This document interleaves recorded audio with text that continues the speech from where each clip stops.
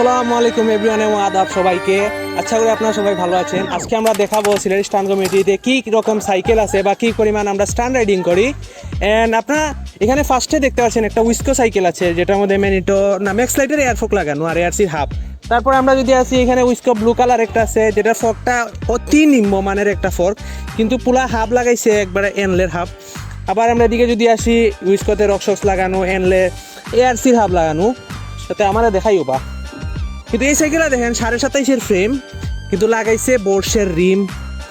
তারপরে কিসের হাফ বাইটা হাবর নামটা হতে হাসান প্রো হাফ আর 203 mm রোটর, কিন্তু অতি গর্জিয়াস লাগছে সাইকেলটাকে দেখতে।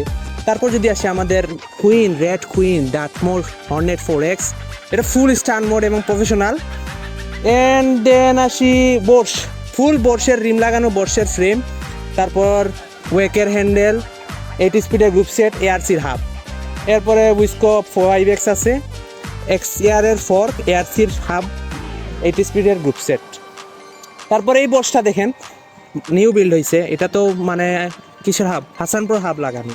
সব কিছুতেই মানে দামি দামি হাব লাগানো আছে, সবগুলোতেই দামি দামি হাব আর 8 স্পিডের গ্রুপ সেট, এটা পপুলার। এই বক্সটা দেখেন, এটাতে XCM এর ফর্ক, কিন্তু এটা হাফ কোয়ান্ডো, পিছনে সুনানের হাব। মানে এটা বিল করতে প্রায় 32 থেকে 33 হাজার খরচ হয়েছে।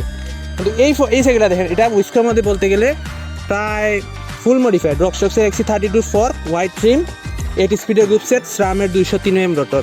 আর আমরা যদি এদিকে ট্রাই করি, আমার টিমে যদি সবাইকে দেখায়, এদিকে আসো, এই দেখো আমাদের টিমের সবাই কী অবস্থা।